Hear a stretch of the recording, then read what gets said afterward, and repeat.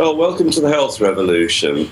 And today I'm very pleased to welcome Alison Adams. Alison is, or was, I should say, a dentist and had, including her training, 25 years of experience within dentistry. But now she's no longer a dentist, and she's going to explain to us why, and going to explain what we need to know about dentistry to keep our teeth in the finest possible condition. So welcome, Alison. Thank you, Clive, for inviting me. Well, thank you very much. So what was it that began to change your mind about conventional dentistry and the wisdom of applying it? Getting deathly sick is the short answer to that.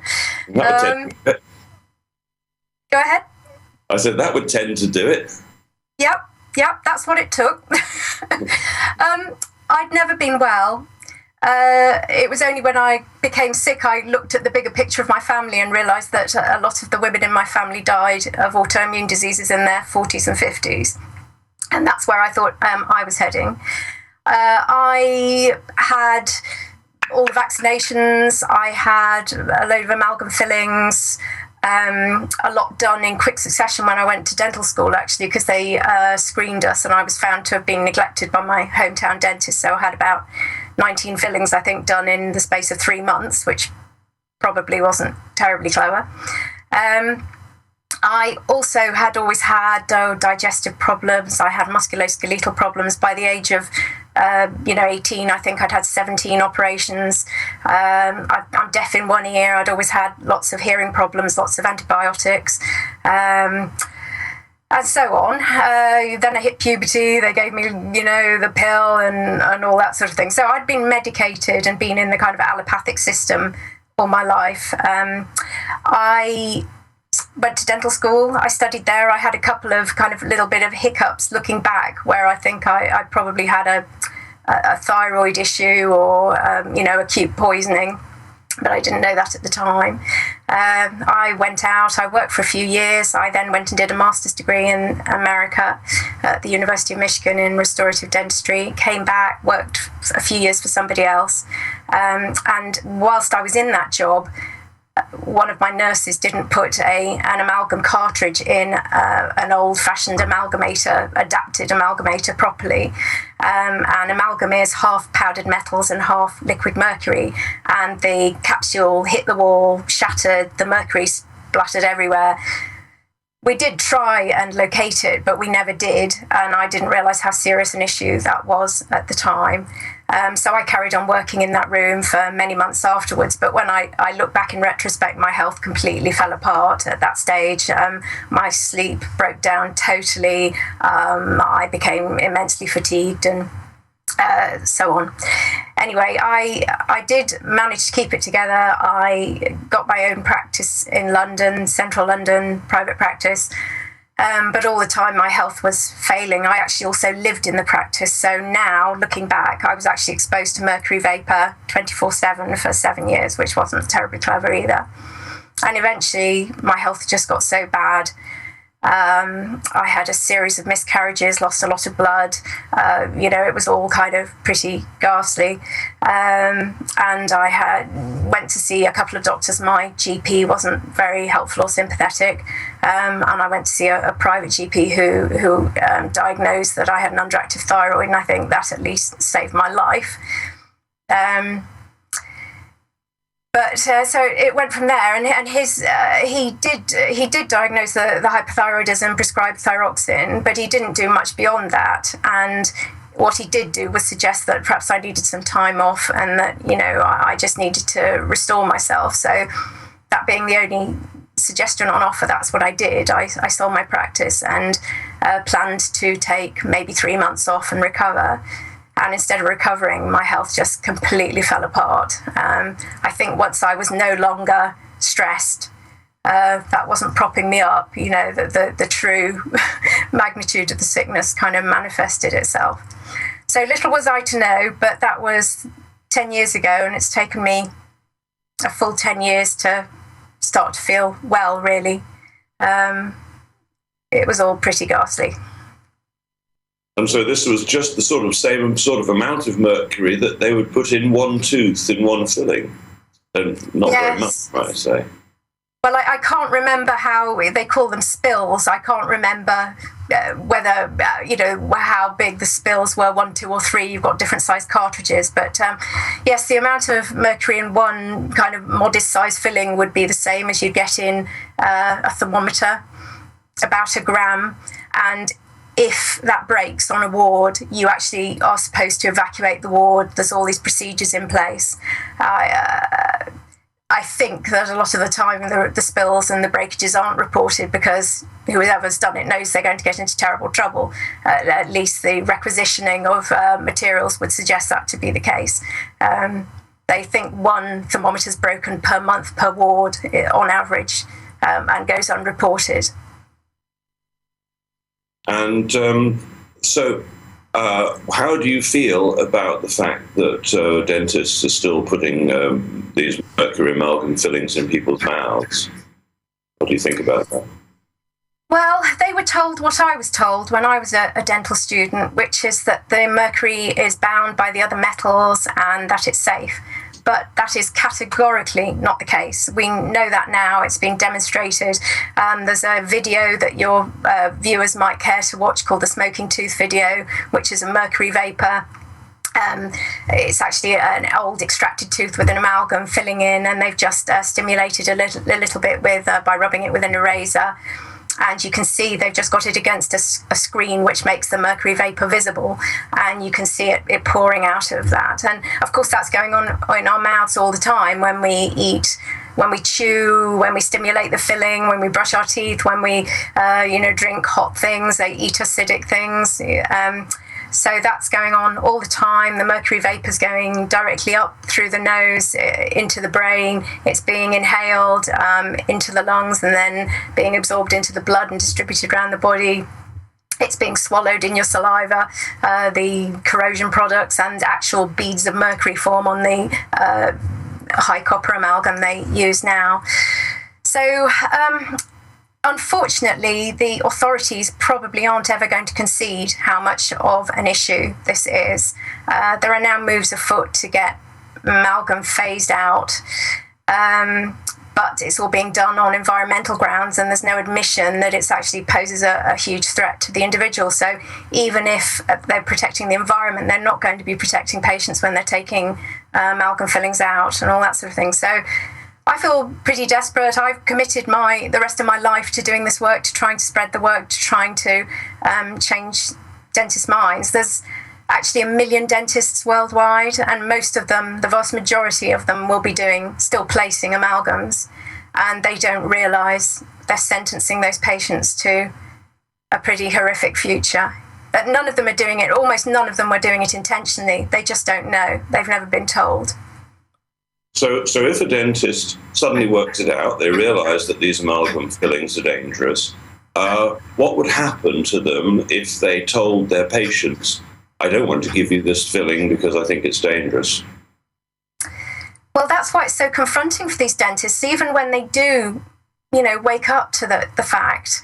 And it may take the illness of a staff member or a family member or something like that for them to figure it out, or a patient maybe. It's incredibly confronting. First of all, they need to know how to remove amalgam safely. And you need to really kind of, re-equip, retrain your staff. And then, as you say so rightly, it's very confronting to have to tell all your patients, that what you've been doing for the last 10, 20, 30, whatever years actually poses a threat. And, I think that worries dentists. It worried me. It still does worry me, knowing now what I did to people quite unwittingly. And, to my nearest and dearest, to my family members, to my husband, I feel terrible about some of it now. So, yes, amalgam is just a part of it, but it's a big part of it. And, of course, a lot of the fillings that have been put in place today will still be there 40, 50 years from now. So we've got a huge, tail off coming with dealing with this problem. And a dentist told me a while back that if she told her patients that putting amalgam fillings, for instance, in that patient's child would be dangerous, that the General Dental Council could strike them off just for saying it. Yes, that is the other problem. In America, certainly, they've got a gagging rule where dentists aren't allowed to talk to patients about any biomaterials that they use or the potential hazards. In California, actually, that's slightly different. They're required to warn patients or at least discuss with patients. But yes, until the dental powers that be change their line on this, you are potentially in trouble and your license could be in jeopardy. So that is another big issue for people to face. So how many dentists are trained in the UK that you believe actually know how to safely remove mercury? How many of them are there? I think there are, I don't know how many dentists there are. I think there's upwards of 25,000 dentists in the UK now. There are probably, I'm guessing, if a generous number would be 100 or so mercury-free dentists. And some of those don't always appreciate all the aspects of mercury toxicity. Some, I think, are a little casual about it with respect to how serious and how toxic it all is. So they're kind of on the...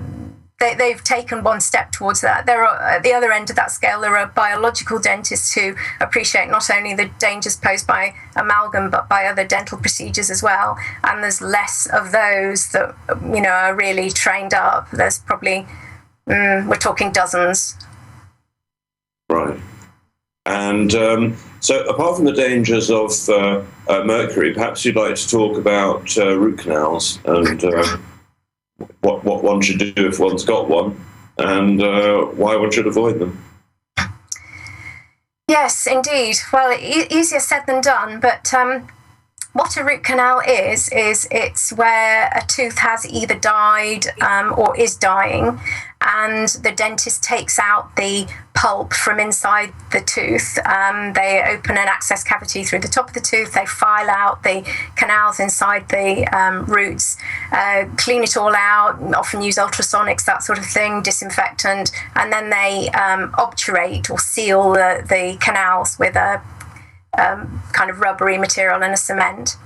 And then often the teeth are fragile, so there's often a crown or something put over the tooth to prevent it splitting. There's two problems with that. One is the root canal system is never the way it's depicted in illustrations. It's actually very complex, and it's an interconnected system of accessory and lateral canals that intercommunicate between the periodontal membrane that surrounds the tooth and the pulp of the tooth. So first of all, it's almost an impossible, well, it is an impossible job to clean all that necrotic material out and fill those spaces. It can't be done. And endodontists, who are dentists who specialise in root canal, this is widely acknowledged, and they do their level best, and as I say, using ultrasonics and all sorts of other things. So that's one issue. But the really kind of insurmountable issue with root canals is that the dentine is actually a living structure. It's actually tubular. And when the tooth develops, you've got a membrane in the mouth, and very early on in pregnancy, actually, And one side of this has cells that lay down enamel, that move out and lay down enamel, and they're called ameloblasts. And then there are cells called odontoblasts that move inward and lay down the tubular dentine. And these actually are like osteoblasts in bone, and they actually maintain the dentine. They act as the circulation to the dentine. So they take nutrients to the dentine, they remove toxic waste, and they also repair the tooth in function in the same way as osteoblasts will maintain bone, constantly kind of remodel it. So when a tooth dies, you lose the circulation to the dentine. That's not maintained, and that's all necrotic. And this is actually 3 miles in a front tooth of tubules, 10 miles in a back tooth. And these tubules, they're tiny to us, but they're a massive space to bacteria. And what happens when you seal the tooth is you change the conditions within the tooth from being, oxygenated by the circulation to being anaerobic. And the bacteria within the tooth morph into anaerobic forms, and they reproduce prolifically, and they also produce massive amounts of really noxious toxins, thioethers, which are 1,000 times more toxic than botulinum toxin. The trouble is that the tooth is actually providing, the dead tooth is providing a perfect kind of nutrient environment. You've got all the kind of fluids and things leaching in. You've got the tooth being incubated at body temperature, and yet it's got no immune system to the tooth because there's no circulation, so that the immune system really can't attack or deal with the tooth, which is actually acting as a breeding ground for bacteria. This is the only time in medicine or dentistry that we keep dead organs, because the tooth is an organ in the body.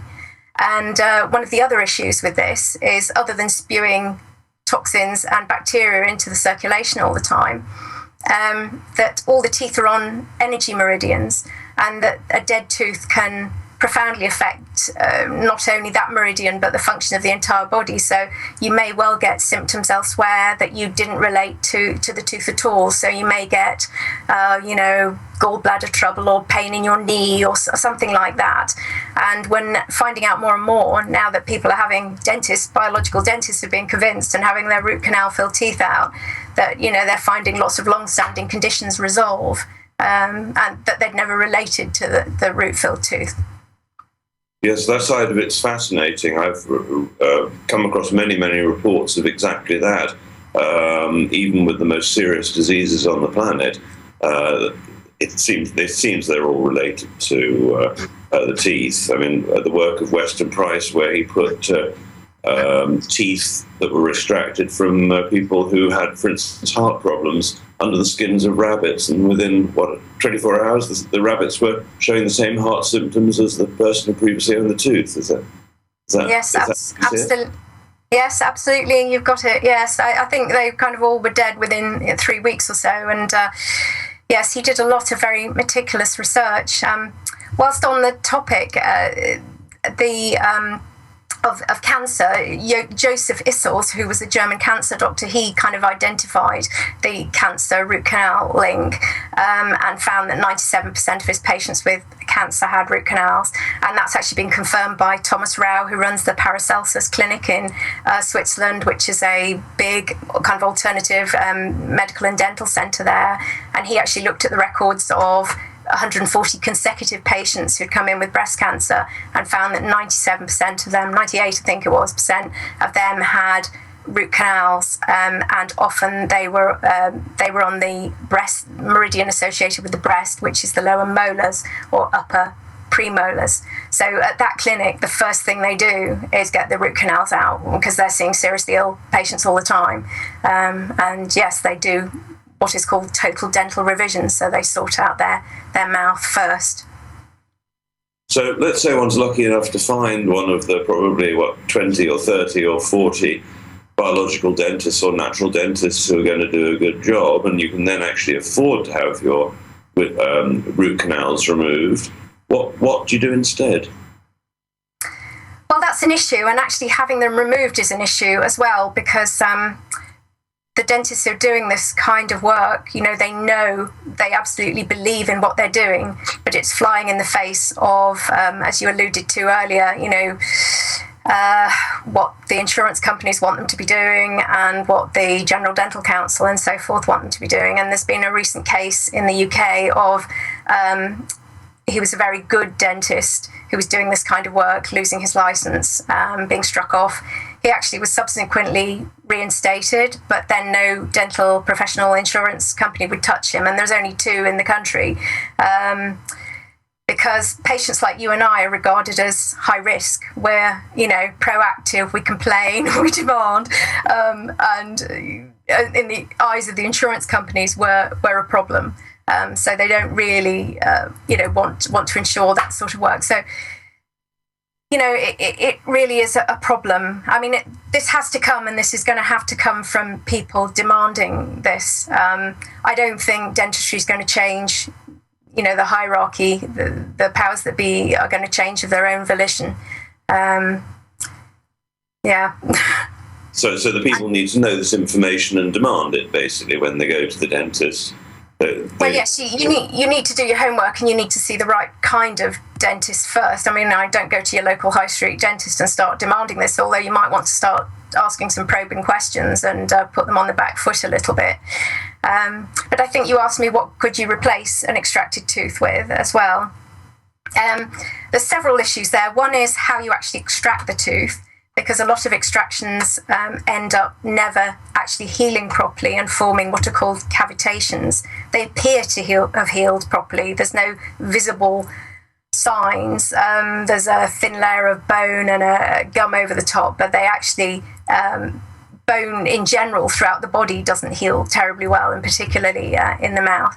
So one issue is how you get the tooth removed, because you need to have a biological extraction which removes the periodontal membrane and the compact bone from around the tooth. And then you need to be very, very careful with the blood clot that forms, and I'd say soups for a week or whatever. I mean, you want to let nature do its thing. There are other things you can do.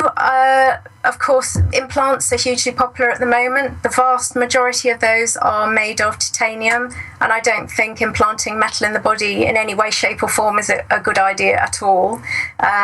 First of all, because the metals are toxic. Second, because they leach into the surrounding tissues and meridian. They block the meridian. They create galvanic reactions with other metals in the mouth. It's just really not a good way to go. There are now ceramic implants you can get made out of what's called zirconia. But some people think, and I think they're a huge improvement, but some people just think you shouldn't be implanting anything foreign in the body.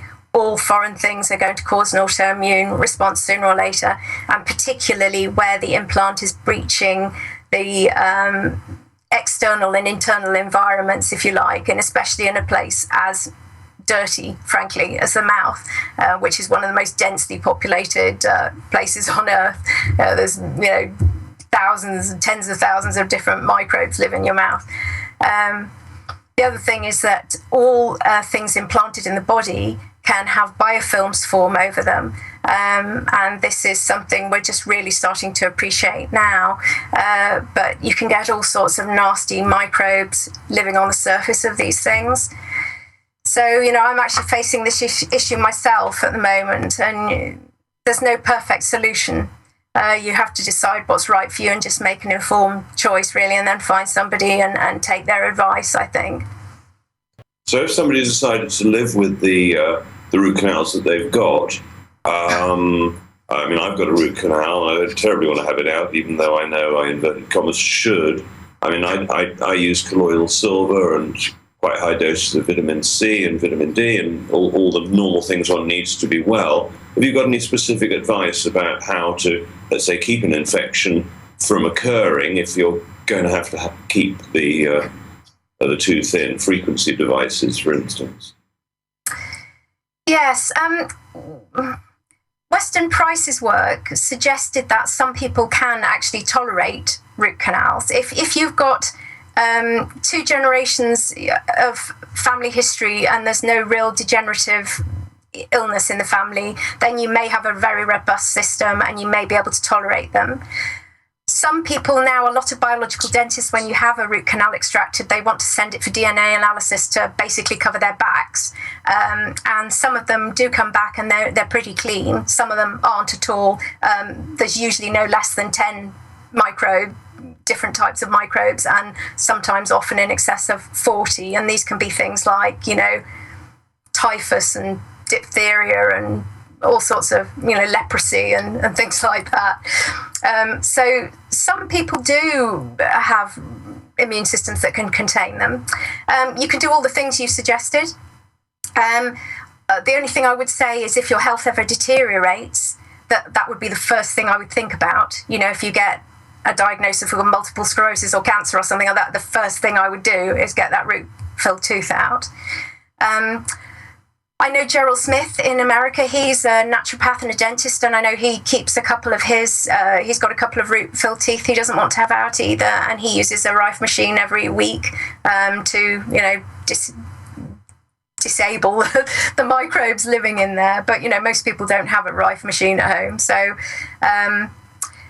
there probably are all sorts of things you can do with, lights and frequencies and things like that. But I don't know. I think it's an ill-conceived idea right from the start, and I can understand people's reluctance to want to, having paid out for the root canal and what have you, to have to confront all this. But I think it has to be looked at if you want to be fully well. Yes, quite. I was reading some research actually just last week about mice who, when they have their teeth removed, it doesn't seem to affect them, except that they have their wisdom teeth removed, then they do less well in mazes. Have you ever seen any reason to lead you to believe that taking out wisdom teeth in humans reduces their level of wisdom? It seems coincidental that then they're called wisdom teeth if they didn't have something to do with wisdom. What do you think? Well, that's a very interesting concept, and I haven't heard of that before. Certainly in humans, wisdom teeth are on the heart meridian, and so they can have profound effects. And what we've just discussed there about having particularly wisdom teeth, 95% plus form cavitations. So often that can go on and cause heart problems in later life. So if you have a heart problem and you had your wisdom teeth extracted when you were younger, that would be one of the first things I would look at. I would investigate whether you had one or more cavitations on that meridian. We shouldn't be needing to have our wisdom teeth out at all. We're only needing to have our wisdom teeth out because our faces aren't developing fully and aren't, providing adequate space for the wisdom teeth. So the whole thing is, a problem of maldevelopment and actually malnutrition right from the start. It's not normal to need your wisdom teeth out. And nature put them there for a reason. It's interesting that in folklore they've become known as wisdom teeth. I mean, perhaps they are associated with that, but certainly with developing into adulthood. Yes. So, as far as fluoride is concerned, we probably don't need to mention, because I expect all our viewers know that fluoride is an unnecessary and poisonous thing to use. Have you ever seen any benefits of fluoride, or presumably you've seen quite a lot of negatives? Well, you don't always identify the negatives, do you? I mean, certainly in America, where they fluoridate most of the water supplies, a third of the population now have frank fluorosis, and something like 10% of the population have really bad fluorosis. So that's a mottling of the teeth. It looks pretty bad. It can be white patches, but at its worst, it can be quite dark and really quite disfiguring. And of course, it affects all the teeth. One of my bosses used to be very keen on fluoride tablets, fluoride gels, all this sort of thing. And, I'd get the kids when they were 16, 18 or whatever, and they invariably had fluorosis. And he didn't think that was an issue, but I can tell you that they did. And that's, they think the teeth are a window on the bones. So although that's visible, that the bones are probably hypocalcified. They get very brittle, actually. They get, but not strong. It's actually the collagen you need to make the bone resilient. I don't know. I would say that some of my colleagues who are biological dentists who see patients who don't ever use fluoride report back to me that they see decay in, quotes, funny places. So, perhaps it does have some kind of beneficial effect. So I'm loath to recommend it once in a while, but maybe it's not such a bad idea, once a week or once a month or something like that. But, the whole idea, again, of protecting teeth from without is kind of ill-conceived, because decay actually starts from within the tooth, where the tooth kind of loses protection. So it's that we need to be addressing, not, some kind of topical treatment. And if you wanted to eat foods that were specifically going to make your teeth strong and resilient, what foods would you recommend for teeth? Well, I would say avoid sugar in all its forms, avoid devitalized and processed foods in all their forms, anything white. I am not a fan of grains, and particularly gluten-containing grains, for all sorts of health reasons. The other thing that is I take, and that I would recommend almost everybody should take, is vitamin K2, which is a fat-soluble vitamin, which Weston Price showed helped development in all. It actually helps use of all other nutrients. It was the one key nutrient he identified. And you can get that in the diet. You can get that in yellow butters. You can get it in particularly Gouda cheese. You can get it in natto. There are various foods, but certainly be generous with the yellow butter, and animal fats as well, just in general. Don't be scared of those. But I would supplement K2. Right. So even if you're eating quite a lot of, let's say, even really good unpasteurized yellow butter, do you think you'd still need K2 on top? I would, if I had a child, I would really, really try and make sure that their diet was tip-top, because the diet they have when they're young sets them up for life. The decay you get when you're a kid, you will be treating for the rest of that person's life. I mean, we're all victims of this. I'm the biggest victim of all of current dental practices. So, it is so important, and structurally it's so important. And it's also to create the adequate housing for the brain as well, because the mid-third of the face and the brain are very much related. If I had a kid, I would kind of have them on a Weston Price paleo diet. I would make sure that they had some K2 containing food every day, and generous amounts of it. As an adult, to prevent osteoporosis and things, I would recommend K2. Right, fine. And so, what do you do now, Alison? Do you advise people sort of privately about natural health? Or? I run two websites. I've got the naturalrecoveryplan.com, which is actually all about recovering from chronic serious and degenerative illness, particularly fatiguing illnesses, chronic fatigue and fibromyalgia, but the principles apply to everything. But it very much looks at solving dental issues and detoxifying toxic metals and all the rest of it. And I have another website called mouthbodydoctor.com. And that kind of specifically looks at the dental side of things. There is some overlap between the two websites, but there's unique material on both of them as well. As you know, I'm still in the throes of recovering fully from mercury poisoning, so I haven't been taking on clients or anything. I'm actually in the process of trying to get a couple of presentations up online and get some mouth body doctor guides to various subjects written, which will be for sale on both my websites. And I've got a lot of dentistry coming up myself, so that's what I've got planned for the immediate future. But no, I don't. I may well in the future consult, but no, I don't really at the moment. Right.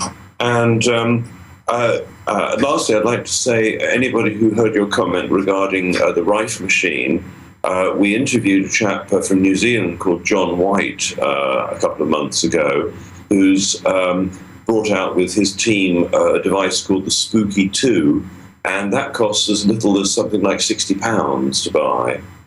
So a huge breakthrough in Rife technology at a really affordable price. I think it's I can't remember which episode we put that out under, probably around episode 20. I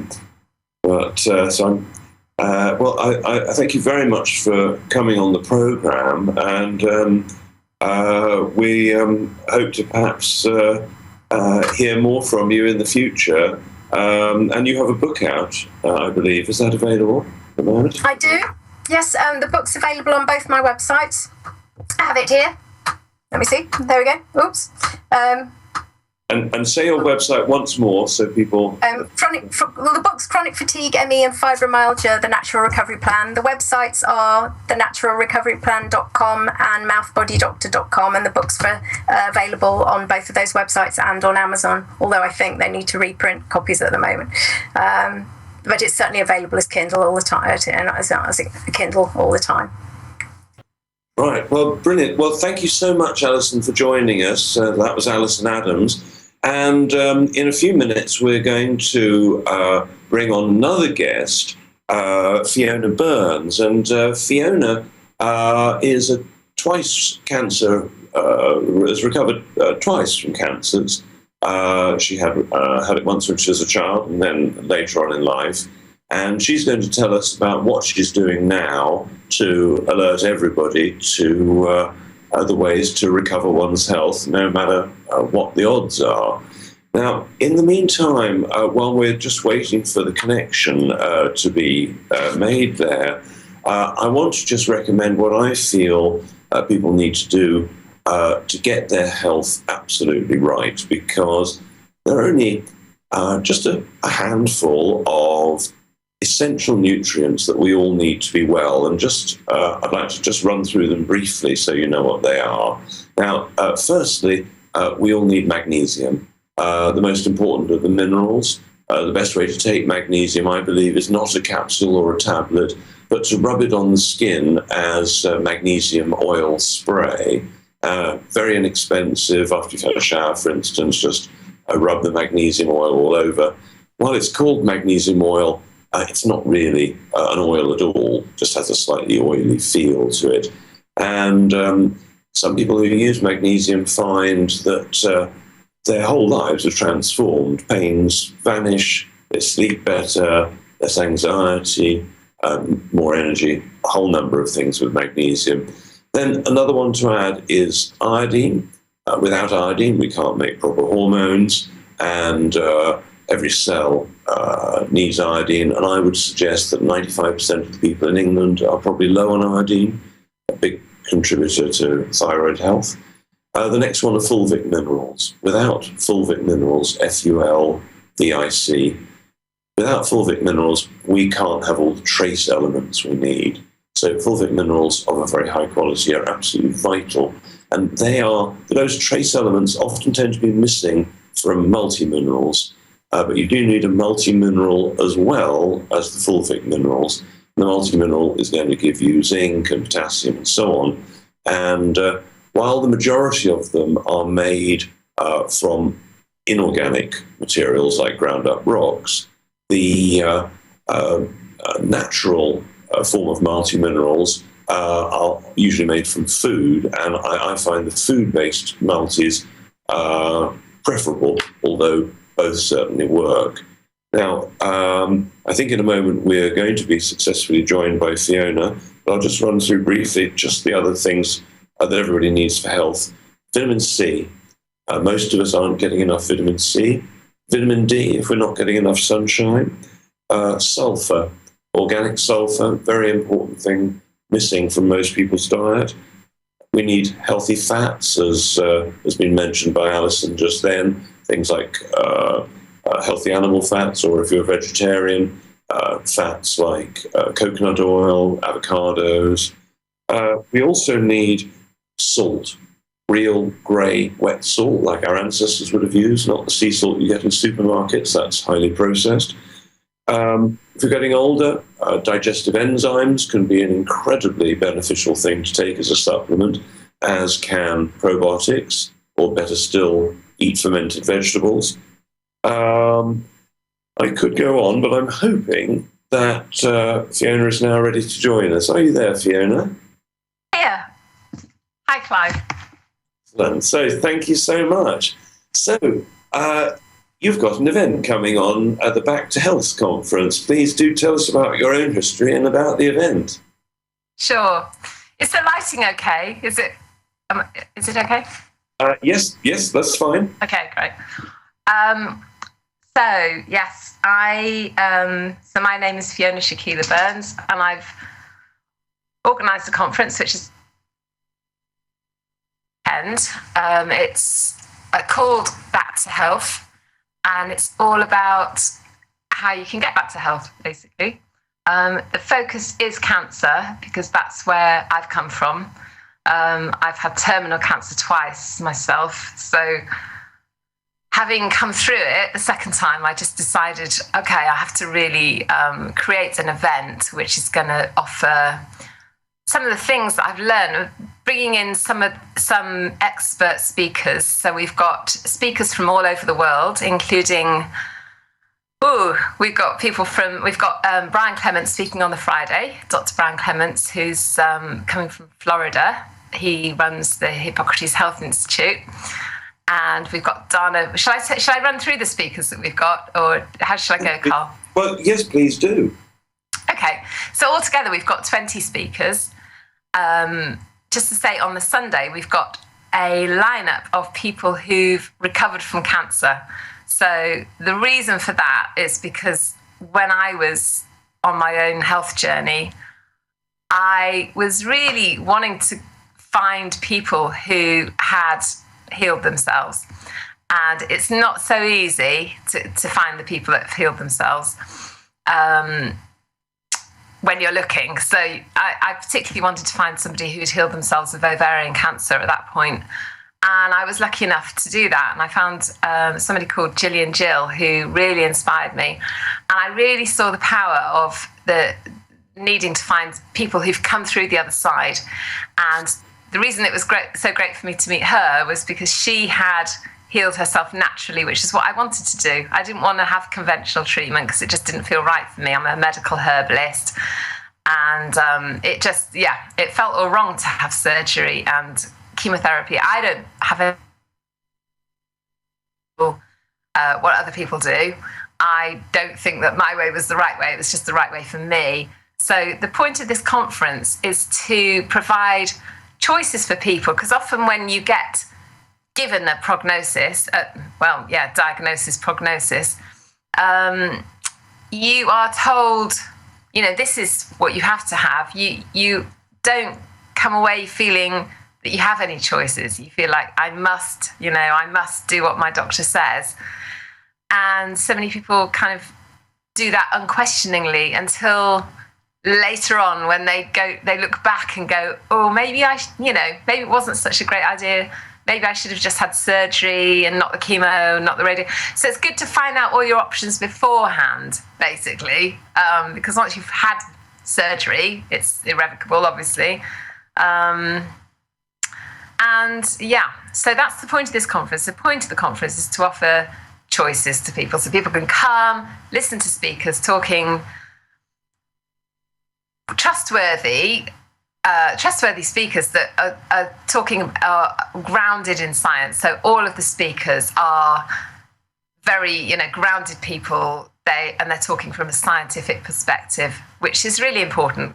So we don't, it's not new agey, is what I'm trying to say. It's very practical. And so on the last day, we have a lineup of people who have healed themselves.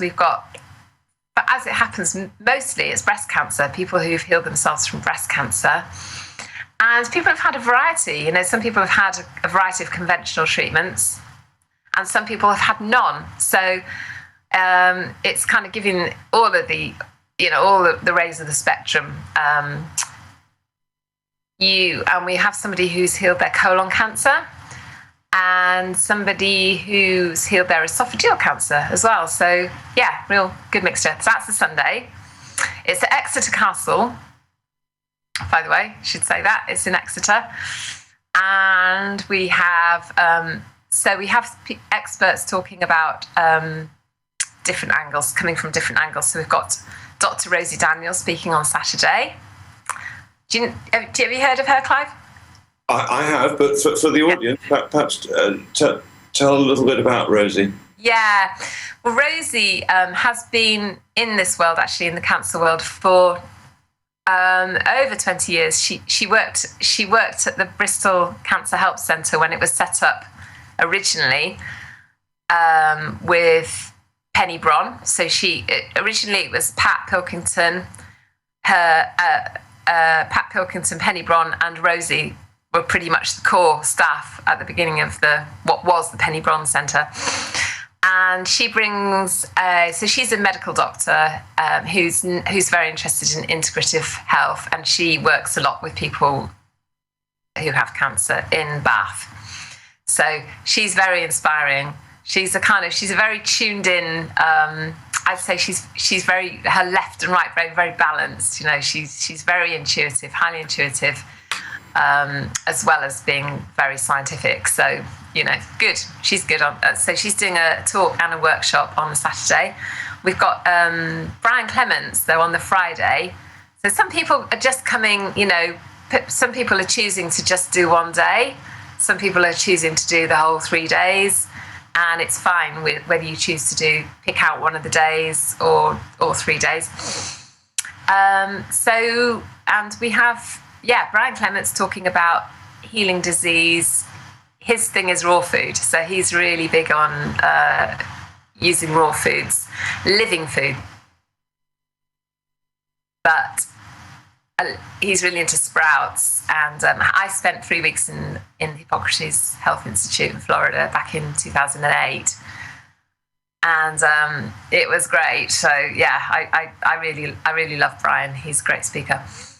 We have Dr. Dana Flavin, who's a doctor who's coming over from she's from the collaborative how is it? Yeah, sorry. So actually, I want to get it right. I don't want to just say the wrong thing. She's the founder of the Foundation for Collaborative Medicine in Connecticut. And her talk is called Can Stage 4 Integrative Oncology. So she's fascinating. I mean, she just knows so much. She's a fountain of knowledge and has been researching from all over. You know, she travels around the world basically looking for cures, looking for not just for cancer, but she's interested in treating particularly metabolic diseases, so diabetes as well. She's great. She's very inspiring. And we have Dr. Judy Seeger. So actually, she's kicking off the day. Dr. Judy Seeger. She's a detoxification specialist, and she runs she does the Cancer Winner Show, which you might have come across. Have you heard of that, Clive? No, I haven't. Oh, she's great. She's really focused on help people, and she interviews people who've recovered so that to find out what it was they did and share it with everybody. So that's a really good show, the Cancer Speaking. So we've got those three, and then we've got what else we've got on the Friday. Yes, that's the Friday. Patricia Peat, of course. We've got Patricia Peat, who's she was an oncology nurse, and she now runs Cancer Options. She's a very well-known speaker. Works a lot with Yes to Life charity, and she's going to be talking about new developments in integrative medicine, home and abroad. So a lot of people actually to Germany when they get diagnosed with cancer, which I actually went to Germany. Myself, I had first time around I had leukemia, and then I had metastasized cervix cancer, which had gone to the ovaries and the brain. So one of the things I did lots of things. I did diet and mind-body therapies, meditation, got joyful, realised that it's all about vibration and health is about vibration. and really sort of tuned in with my health. But one of the things I did was go to Germany, and I had some targeted chemo, and that in my mind is the best way to have chemo, because it's by targeting it, you're not undermining the immune system to the same extent, so you're minimizing the damage that the chemo will do. Because well, we want the toxin to kill cancer, and we don't want the toxin to damage our whole body. So that's the purpose of targeting chemo. And they're doing a lot of it in Europe, and we're not doing, and we really should be doing it here. We should be offering it here. So hopefully people will come to this conference, listen to Dr. Vogel is speaking on the Saturday. He's talking about using targeted chemo. He does something called chemoembolization and chemoperfusion. So as far as I'm concerned, when it comes to conventional medicine, that feels like that's right, sort of it's the interface between sort of holistic. It's kind of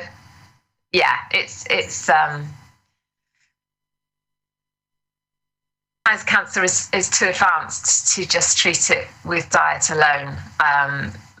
Quite often that's the case.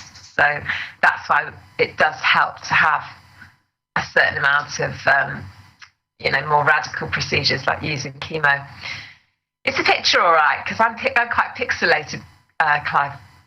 Yes, the quality unfortunately hasn't been absolutely brilliant, but I'm hoping that our viewers will have picked it up. Is there anything I can do? I think we're just going to have to hope for the best at this point. I mean, if it was me and I had a very advanced cancer, I rather than choose chemo, I'd personally use tools like frequency devices, because I believe that, as you mentioned frequency, I believe that frequencies are working with the body. Even targeted chemo doesn't appeal to me personally, but everybody's going to take their own decisions on that, particularly as people are so scared by the whole diagnosis. You probably know that the chances of somebody having a heart attack go up 25-fold in the first week after they've had a cancer diagnosis. It's the shock that kills you. Goodness me. And also tumours start really growing at that point as well. They've noticed that when people get diagnosed, the tumours suddenly start growing, and it's all the stress hormones whizzing around the body, which causes that. But Carl, sorry, I keep wanting to call you Carl. Clive, I didn't realise you had cancer as well. What sort of cancer was it you had? No, I didn't have it personally. Oh, okay, sorry, I didn't think you had. No, homing in there. The first time I saw cancer cured was 25 years ago with vitamin C, high-dose vitamin C. My dad's friend took high doses of vitamin C and recovered his health and lived another 20-odd years. Wow. You see, something as simple as that, was that IV? Was that intravenously? Or? No, he was taking it orally. Wow. That is extraordinary. Would have been better.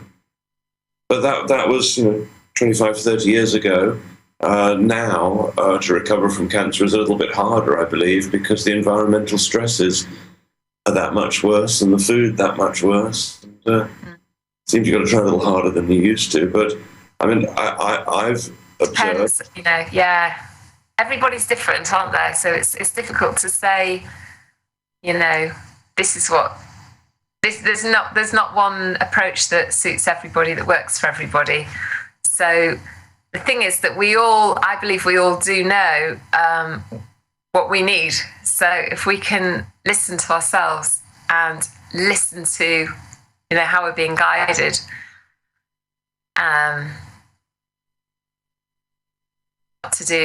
it's not about doing what other people say necessarily. It's about following one's own gut instinct and listening to that. And whatever you do, whatever treatment you do, you have to believe in it. That's the most important thing. So if you don't believe in what you're doing, but if you do believe it, then it's a lot about that. It's a lot about belief. I couldn't agree more, and I believe that what we think about happens, and I think the danger for people who fear they've got cancer is what they tend to do is they tend to run to the doctor full of fear that they've got cancer, and then perhaps, let's say, they get the terrible news that yes, it is cancer, and then they keep going back to the hospital looking for more, going for more and more tests, and I think the problem is that at a subconscious level, their body picks up the notion that they must really want cancer because they're thinking about it all the time, and they're taking lots of actions looking for cancer all the time. And I honestly think that the body is very capable of actually providing you with the cancer, even if you only had a few cancer cells before. If the subconscious believes you're looking for it because you're spending all that time concentrating on it, I think you can get it. I think equally, people who, instead of looking for health, they might do better. Are you still there? There's a frightening beeping noise on the line. I think we may have lost Fiona. Well, unless Fiona rapidly comes back on, I think we were pretty much at the end of the programme. Hopefully the producer may be able to reconnect her. You can't hear me, Fiona, can you? I can hear you. Can you hear me? Oh, brilliant. Good. I lost you at least at my end. I'm glad you're there. My apologies. I'm back. I've come back. Excellent. So, I did. I went away and I came back. Oh, right. Very good. Well, we're coming up towards the end of our hour, so perhaps you'd like to tell the audience again exactly when and where the conference is, and it's incredibly inexpensive to get in. I know that. It's very cheap. I've intentionally made it as cheap as possible for people, feasibly possible. It's £120 for the whole 3 days, and it's at Exeter Castle, and it starts on Friday. So it starts this Friday, and it runs for 3 days. It's Friday, Saturday, and Sunday, all 3 days, starting at 9:30 on Friday morning. So if you want to go, then the best thing to do is to go online and book your ticket, which is the website is back2healthevents.com. That's back number 2 healthevents.com.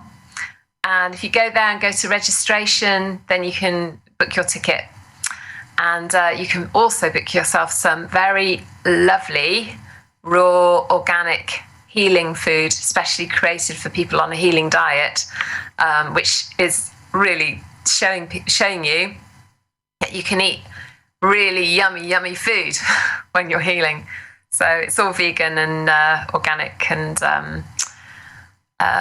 what else? Yeah, very nice. So that's definitely recommended as well. So do come along. We've still got a few tickets left, so it'd just be a real shame to not have the place full, actually, because we've got the most incredible speakers, and it would be a shame to not make the most of them. We've got Barbara Wren. I didn't even tell you, Barbara Wren. We've got her doing a workshop. We've got Gerson people doing Gerson workshop, and we've got an amazing coach called Gosha Gorna, who's extraordinary. That's all I can say about her. She's been coaching me throughout this, especially more recently for this conference, actually. So, yeah, she's great.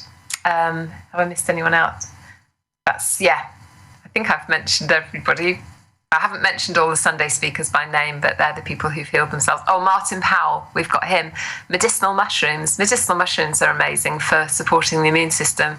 So, we've got him as well speaking on Sunday. So that's it. Well, that's excellent. So that's the Back to Health conference. And I think the website is back2healthevents.com. Yeah. Sorry, back2healthevents.com. And I think everybody knows somebody with cancer, probably. So you must get in touch with them, tell them to go. I'll give the number as well, just in case anybody wants to get in touch and ask anything. Or we can do backs transfer as well. But if you don't want to do it online, it is, my number's 0117 904 6343. Do you want to say that once more? 0117 904 6343. Well, that's absolutely brilliant. Thank you so much, Fiona, for coming on. And for those who haven't heard some of those names before at the conference, these are the really top-end people, the people who are having real, very serious results. And I'm going to go because I like to hear Barbara Wren and the other wonderful speakers. So I hope you'll be there too. If you need any of the supplements we've been talking about, my company, ancientpurity.com, will enlighten you as to all of the fantastic products that are there. And I thank you very much for joining us this week, and we'll look forward to seeing you in the next edition. Thanks very much for joining us. Bye-bye.